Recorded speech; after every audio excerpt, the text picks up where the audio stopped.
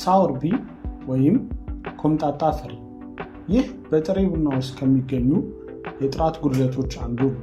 በሴሎች መሞት ምክንያት ከሚከሰተው ጥቁር ፍሬ በተለየ መልኩ ኮምጣጣ ፍሬ የሚፈጠረው በቡናው ቼሪ ውስጥ ከሚከሰት ቁጥጥር ያልተደረገበት ፈርመንቴሽን ምክንያት ነው። ኮምጣጣ ፍሬ የሚፈጠረው የተለቀመው ቼሪ ከዝግጅት ሂደቱ በፊት ወይም በሂደቱ ወቅት ለከፍተኛ እርጥበት፣ ሙቀትና ለረዥም ጊዜ ሲጋለጡ ነው። ዋና ዋና መንስኤዎቹም የቼሪ ፍሬዎችን ወቅቱን ጠብቆ አለመፈልፈል፣ ቼሪዎችን በከፍተኛ ክምችት ለረዥም ጊዜ ማቆየት፣ ከመጠን በላይ የሆነ ፈርመንቴሽን፣ በመጨረሻም ደካማ የሆነ የአደራረቅ ሁኔታ ነው። በቼሪዎች ውስጥ ያሉ ጥቃቅን አካላት ወይም ማይክሮ ኦርጋኒዝምስ በተለያየ ባክቴሪያዎችና እርሾዎች በውስጡ ያለውን ስኳር በከፍተኛ ሁኔታ ማብላላት ይጀምራል። ይህ እንደ አሴቲክ፣ ላክቲክ እና በትሪክ ያሉ ኦርጋኒክ አሲዶችን ያመነጫሉ። ፈርመንቴሽኑ ቁጥጥር ሲያጣ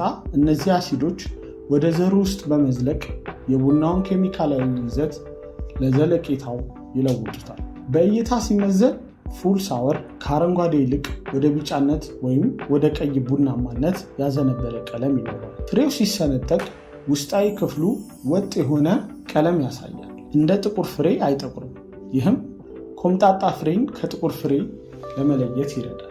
በኤስሴ የምዘና ስርዓት ኮምጣጣ ፍሬ የመጀመሪያ ደረጃ ጉድለት ተብሎ ይመደባል። አንድ ኮምጣጣ ፍሬ እንደ አንድ ሙሉ ጉድለት የሚቆጠር ሲሆን በስፔሻሊቲ ደረጃ ቡና ውስጥ አንድም ፍሬ እንዲገኝ አይፈቀድም። በቁሌት ወቅት ኮምጣጣ ፍሬ ሊስተካከል አይችልም። በመቁላት ሂደት መጀመሪያ ላይ እነዚህ ፍሬዎች የሚሰነፍጥና ደስ የማይል ሽታ ያመነጫሉ። በከፍተኛ ደረጃ ቢቆሉ እንኳን በአሲድ ይዘታቸው ምክንያት ጥሬ መስለው ሊቀርቡ ይችላሉ።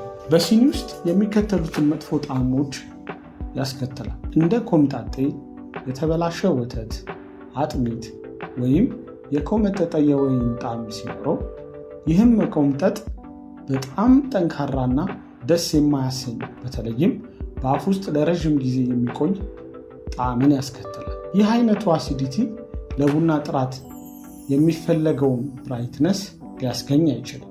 ይልቁንም የፈርመንቴሽን ውድቀት ነው። ከጥራት ቁጥጥር አንጻር ኮምጣጣ ፍሬን ሙሉ በሙሉ መከላከል የሚቻል ጉድለት አይነት ነው። መፍትሄዎቹም ቼሪዎቹን በፍጥነት መፈልፈል፣ ንጹህ የታንክ አጠቃቀም፣ ትክክለኛ የውሃ ፍሳሽና ወጥ የሆነ አደራረቅ ላይ ማተኮር ነው። ኮምጣጣ ፍሬ በመቁላት ሂደት የሚመጣ የአሲድ ስህተት አለ። ያለ ቁጥጥር የተካሄደ የፈርሜንቴሽን ውጤቶች